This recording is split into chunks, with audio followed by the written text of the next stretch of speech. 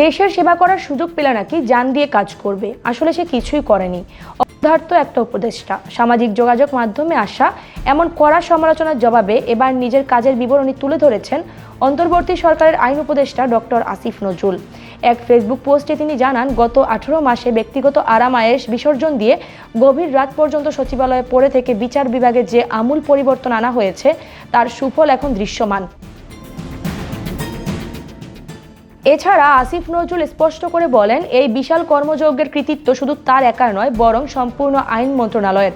পাশাপাশি আইনি সংস্কারের ক্ষেত্রে তিনি আন্তর্জাতিক অপরাধ ট্রাইব্যুনাল অধ্যাদেশকে বিশ্বমানের করে গড়ে তোলার কথা উল্লেখ করেন, যেখানে মানবতা বিরোধী অপরাধ হিসেবে সংজ্ঞায়িত করা হয়েছে।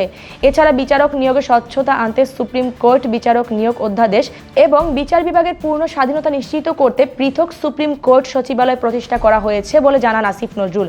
একই সঙ্গে জুলাই গণ অভ্যুত্থানে অংশ নেওয়া ছাত্র জনতার সুরক্ষায় বিশেষ অধ্যাদেশ জারি এবং বিতর্কিত সাইবার নিরাপত্তা আইন বাতিলের মতো সাহসী পদক্ষেপও এই সময়ে নেওয়া হয়েছে। পাশাপাশি সবচেয়ে উল্লেখযোগ্য পরিবর্তন এসেছে বিচার ব্যবস্থার আধুনিকায়নে। 9টি জেলায় ই-বেইল বন্ড চালু করার ফলে জামিন প্রাপ্তির দীর্ঘ 14টি ধাপ এখন মাত্র একটি ধাপে নেমে এসেছে। এছাড়া ই-ফ্যামিলি কোর্ট চালুর ফলে অনলাইনে পারিবারিক হাজিরা ও শুনানি সম্ভব হচ্ছে। এর ফলে মামলা পূর্ববাধ্যতামূলক মধ্যস্থতা ব্যবস্থার অভাবনীয় উন্নয়নের ফলে সেপ্টেম্বর-ডিসেম্বর 2025 সময়ে মামলা নিষ্পত্তির হার 339.86% বৃদ্ধি পেয়েছে এবং যৌতুকের মামলা কমেছে প্রায় 80%।